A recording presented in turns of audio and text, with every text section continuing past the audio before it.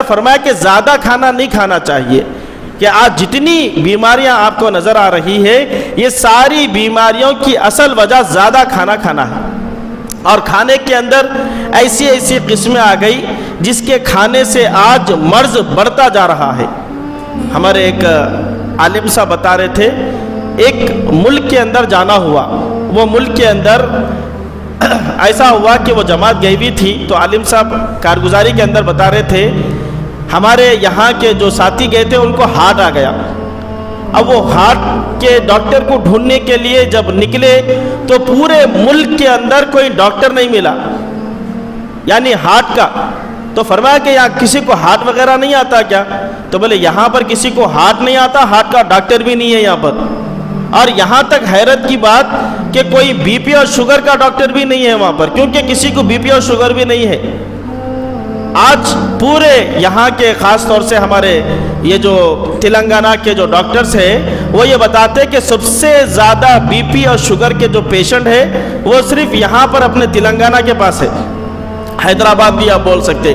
اس کی دو وجہ ہے، بنیادی وجہ بتا رہا ہوں، اس کی دو وجہ۔ ایک وجہ کھانا ٹائم پر نہیں ہونا، دوسری وجہ سونے کی ٹائمنگ صحیح نہیں ہونا۔ ہمارے حاجی لائق صاحب آئے تھے تو وہ بتا رہے تھے، مالے گاؤں کے ہیں، وہ بتا رہے تھے کہ ہمارے پاس ہمارا ایک دوست ہے، اس کی عمر 70 سال ہے، لیکن فرمایا اس کی جسم کی جو صحت ہے اور اس کی جسم کی جو طاقت ہے، فرمایا 30 سال کے آدمی کی طاقت ہے اس کے پاس۔ تو اس سے یہ پوچھا گیا کہ آپ کی یہ صحت کا راز کیا ہے؟ تو اس نے یہ فرمایا کہ میں جب سے ہوش سنبھالا ہوں، جب سے لے کے اب تک میرے زندگی کا یہ معمول ہے کہ میرے کھانے کی ٹائمنگ، صبح کا ناشتہ میرا اشراق کے بعد یعنی 7 بجے میرا ناشتہ ہوتا، اور دوپہر کا کھانا میرا ظہر کی نماز سے پہلے ہوتا، اور ظہر کی نماز کے بعد میں قیل اللہ کرتا ہوں جو کہ سنت عمل ہے۔ اور یہ ساری ٹائمنگ اور ترتیب وہ ہے جو سنت نبوی یعنی طب نبوی جو آپ صلی اللہ علیہ وسلم کی کتاب ہے اس کے اندر لکھے ہوا ہے یہ۔ اور فرمایا کہ شام کا کھانا میرے عشاء کی نماز سے پہلے ہوتا ہے، اور میں عشاء کے بعد جلد سو جاتا ہوں، عشاء کے بعد میں جاگتا نہیں ہوں۔ حالانکہ سونے کی سنتوں کے اندر سب سے پہلی سنت جو کہ رسول اللہ صلی اللہ علیہ وسلم کی سنت ہے وہ رات میں عشاء کے بعد جلد سو جانا۔ اگر دنیاوی دینی کوئی امور ہو، دینی کوئی کام ہو تو اس کے اندر اجازت ہے کہ تھوڑا سا وقت آپ بڑھا سکتے ہیں، ورنہ دنیاوی کاموں کے لیے اور اس سے آگے بڑھ کے ہمارے آج کل کے نوجوان بچے راتوں میں آوارہ پھرنا، روڈوں پہ چبوتروں پر بیٹھنا، اسی طریقے سے فونوں کے اندر گیمز وغیرہ کھیلنا، فیس بک میں، یوٹیوب میں، اور ایسی میچ وغیرہ دیکھتے ہوئے اپنے وقت کو، اور گھروں کے اندر یہ عورتوں کا اور ہمارے نوجوانوں کا، مردوں کا یہ حال ہے کہ رات میں گھر میں ٹی وی دیکھ رہے، اور ٹی وی دیکھتے دیکھتے رات میں 11 بجے 12 بجے جب نیند کا غلبہ آ رہا تو اس وقت میں سو جا رہے۔ اس حال میں نیند لگ رہی، خدا نہ خواستہ گناہ کر کے مر گئے، اور صبح میں آنکھ نہ کھلی، قبر میں آنکھ کھلی تو گناہ کے ساتھ تمہاری موت ہوں گی۔ تو یہ رات میں دیر سے سونا جو کہ اجازت نہیں ہے شریعت کے اندر، تو وہ بزرگ کہنے لگے میری زندگی کا یہ 2 عمل ہے۔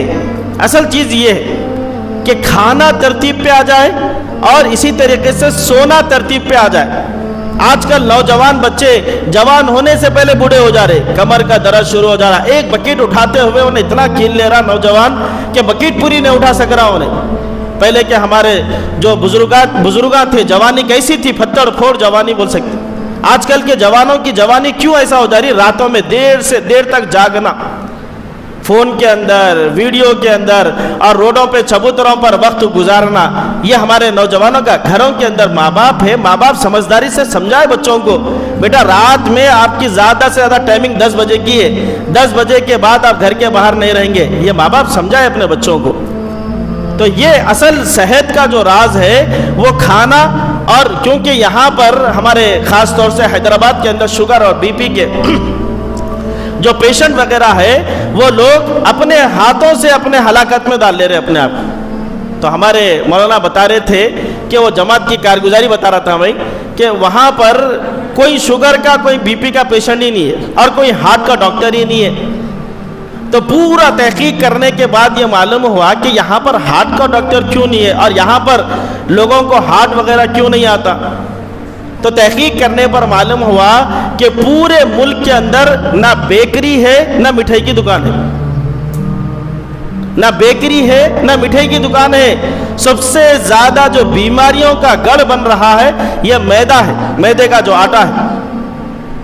آپ صلی اللہ علیہ وسلم نے زندگی میں کبھی میدے کا آٹا دیکھا بھی نہیں, کھانا تو دور کی بات ہے. اما جان عائشہ رضی اللہ تعالیٰ عنہ فرماتی ہے آپ صلی اللہ علیہ وسلم کے دنیا سے جانے کے بعد سب سے پہلی جو بدعت شروع ہوئی وہ پیٹ بھر کر کھانا کھانا ہے. پیٹ بھر کر کھانا کھانا. آپ صلی اللہ علیہ وسلم نے یہ فرمایا, ایک ڈاکٹر آیا مدینے کے اندر اور 1 مہینہ ہو گیا کوئی پیشنٹ ہی نہیں آ رہا, کوئی بیماری نہیں آ رہا. آپ صلی اللہ علیہ وسلم کے پاس آیا, کہنے لگا یہاں پر کوئی بیمار نہیں ہوتا کیا؟ فرمایا جب تک جو طریقہ میں نے بتایا ہے وہ طریقے پہ زندگی ہوں گی کوئی بیمار نہیں ہوگا سوائے موت کے. فرمایا کیا طریقہ ہے؟ فرمایا بھوک لگے خود کھانا کھانا, بھوک لگے خود کھانا کھانا. ہمارا بھوک لگو مت لگو 3 ٹائم کی ترتیب ہے, وہ ترتیب پہ کھانا ہو جاتا.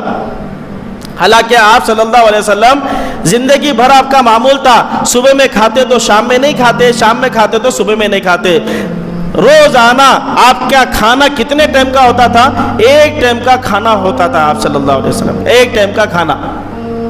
اب کھانے کے اندر جو ہماری قسمیں چل رہی ہے کہ ایک تو ترتیب پر کھانا ہے, اس کے علاوہ جتنے کھانے آج جتنے تلے ہوئے وغیرہ جو ہے اور یہ مٹھائی کے اور بیکری کے آئٹم سے یہ بیماریوں کا گڑھ ہے. فرمایا پورے ملک کے اندر ایک بھی مٹھائی کی دکان نہیں ہے, ایک بھی بیکری نہیں ہے. آپ صلی اللہ علیہ وسلم کے زمانے میں جو کے آٹے کو پیسا جاتا تھا اور پھوک ماری جاتی تھی, چھانا بھی نہیں جاتا تھا بلکہ پھوک ماری جاتی تھی, اوپر جو موٹے موٹے دانے ہوتے تھے وہ اڑ جاتے تھے. اس کے بعد اس کو جو ہے نا روٹی گوندھ کے جو ہے آٹا جو ہے گوندھ کے روٹی بنائی جاتی تھی. یہ آپ صلی اللہ علیہ وسلم کا کھانا تھا. تو پہلی بات فرمایا کہ بھوک لگے خود کھانا کھانا, اور دوسرا فرمایا کہ ابھی پیٹ میں جگہ باقی رہے کھانا کھانا چھوڑ دو, پیٹ میں ابھی جگہ باقی رہے کھانا کھانا چھوڑ دو. ہمارا تو یہ حال ہے کہ کھانا کھاتے رہتے, ابھی دیکھتے رہتے کہ پیٹ بھرا نہیں بھرا, ابھی اور جگہ ہے تو اور کھاتے, ابھی جگہ ہے تو اور کھاتے, ابھی جگہ تو, جب کہ حلق تک پورا کھانا آ جاتا. اس کے بعد جو ہے نا ہمارا پیٹ بولتا بھائی بس ہے اب جگہ نہیں ہے, تو اس وقت میں ہم چھوڑ دیں. تو آج جتنے بیماریاں ہمارے ساتھ ہو رہی ہے وہ بیماریاں اسی وجہ سے کہ ہم کھانا زیادہ کھا رہے. آپ صلی اللہ علیہ وسلم یہ علم ہے سیکھنے کا, اس لیے فرمایا کہ زیادہ کھانے سے بچو, کیونکہ زیادہ کھانے والے کو اللہ پسند نہیں کرتا.